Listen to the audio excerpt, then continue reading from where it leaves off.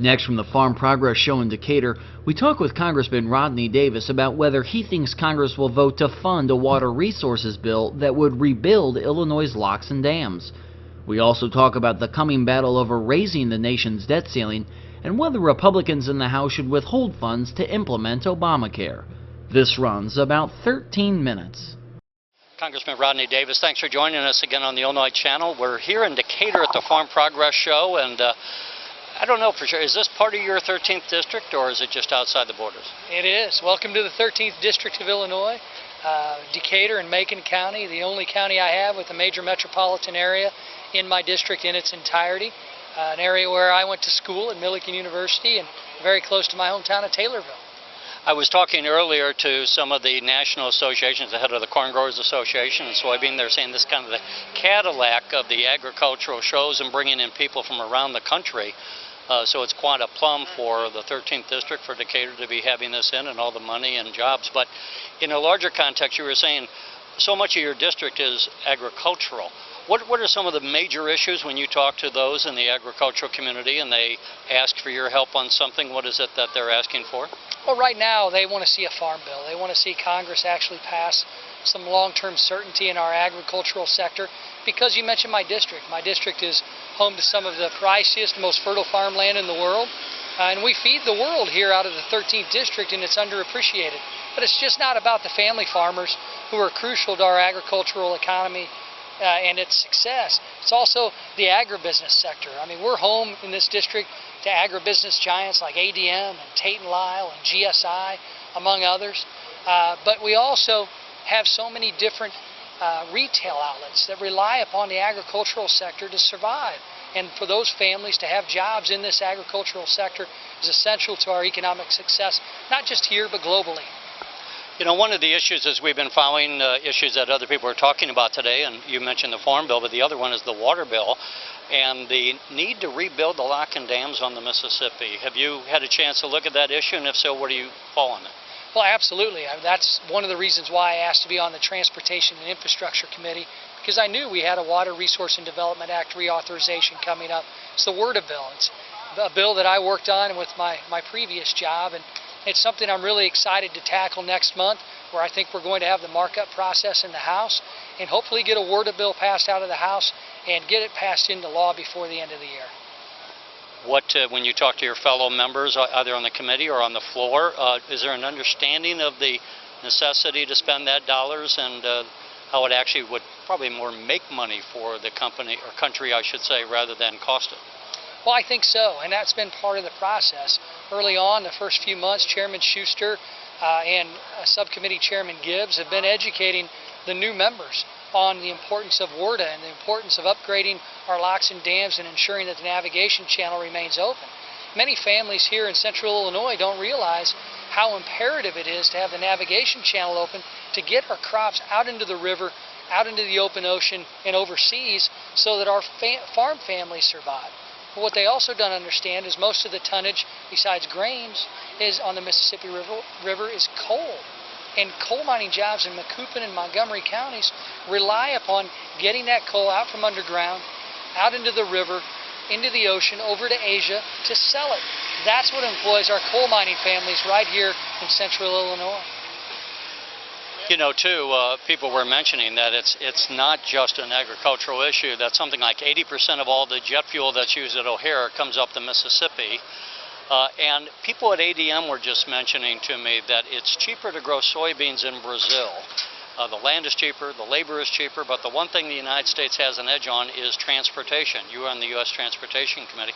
But they say we're at a threat of losing that transportation edge because of a lack of investment in the infrastructure, specifically the lock and dams, but also in some part the maintenance of bridges and roads. You had mentioned you hope that would pass, and you think, how would you weigh the odds of that going through both the House and then the Senate? Well, I think they're very good odds. You know, I've learned in Congress with all the deadlines never to make promises that you can't keep when you don't have control of the schedule yourself. But Chairman Schuster has talked to me about the WRDA bill, and he's pretty confident that we'll get floor time in September to be able to push this through the House. And when we push it through the House, hopefully in a good bipartisan way, that'll get the conferees named, and we can get a good bipartisan common sense solution to really address our nation's infrastructure. But that doesn't stop our need to focus on infrastructure, because we have to have a long-term highway bill and a highway reauthorization to deal with our roads and our bridges and our rail system, so that we can ensure that we're moving products in all modes of transportation. I'm not sure how much longer. Are you in 9 days? Are you before the end of the federal budget, or coming up in September? Can you get the work done in time? Oh, I think so. I mean, it's 9 days, and that means that we can really bear down and have some late night votes and early votes, and that's good, because that's what the American people are demanding from us. They're demanding results, and that's what I hope to be a part of this next month. I know we're here talking about agricultural issues. Let me jump to just a couple of other ones. As we're here, and by the time this airs, maybe the United States will have acted against Syria, but what are your thoughts vis-a-vis the whole Syrian situation and what might be done? Well, I think it's indicative of the lack of foreign policy vision that the Obama administration has had. I mean, when you think back to foreign policy disasters like Benghazi, I still don't know what's been put in place by this administration to stop another Benghazi from happening next September 11th. And that's a travesty. And another issue when it comes to Syria that I think what we haven't really taken a good look at is how ineffective the United Nations has been in stopping Assad from basically just killing his own citizens. You know, this is a time where the international community should come together to stop this genocide, and it hasn't happened. And it just shows you how ineffective that organization is, and maybe we need to take a second look at using the UN as the world leader when convening international powers together. One other thing that jumped, just with time being limited, I think it just came out as we taped this yesterday, the Treasury Department was saying that the debt ceiling will be reached, I believe, around the middle of October. What are your thoughts on that? Should we approve it? Should there be some offsetting from the administration? What are your thoughts? Well, there's got to be a good common sense compromise. I will never be in support of just approving a debt limit increase and give this administration unbridled access to our nation's credit without getting something in return and some assurances that we're going to put a down payment on our national debt, that we're going to actually get some real reforms when it comes to deficit spending in this country. And that's what I hope to have a voice and a seat at the table to make sure that happens. And then before we wrap up, let's say on the Republican conference, there's some thought about we shouldn't be funding Obamacare in the House, that's one way to pull the plug on this as far as the implementation. It seems like the Republican caucus itself is split. To what extent can you ascertain the level of divisions, and where do you stand as far as funding any of the advancement of Obamacare? Well, I don't think the Republican caucus is split. I mean, it's a matter of semantics. The bottom line is, I'm for defunding Obamacare. I'm for repealing Obamacare and replacing it. I'm for slowing its implementation, delaying it, whatever it takes to stop what Democrat Senator Max Baucus has called a train wreck during this implementation of Obamacare. And then when you talk about a government shutdown, really that's a misnomer. Government doesn't shut down. And frankly, the unfortunate aspect for those of us who want to stop this disastrous health care bill from becoming law and being implemented to hurt thousands of Americans and raise their rates that they pay for health care and insurance and lose access that they currently enjoy. If we allow a government shutdown, that allows the Obama administration to take all discretionary funding and put it towards doubling down the implementation of that same health care law. So government shutdown I don't think is going to happen. And if it did, it's really not a shutdown and would probably mean implementation of Obamacare sooner rather than later. How much, when you go around the district as you are now and have some town hall meetings and talk to constituents, what are they telling you about Obamacare, and to what extent does that or your own decisions are they a reflection of what you're hearing from your constituents? Well, I don't think it's any secret, anyone that's followed me throughout my campaign and my short time in Congress, that I want to repeal and replace Obamacare. I mean, that's a given. That's what I campaigned on. That's what I was elected upon. And that's how I voted in Washington already. And the way I view Obamacare and its disastrous consequences are the same issues that get brought to me whenever I'm at any public meeting whatsoever. People are scared. They're worried. I go on the exchange as a member of Congress. No matter what you hear, Congress did not exempt itself from the exchange. Members of Congress, unless you're in leadership, and their staffs are the only federal employees who will have to go on the exchange.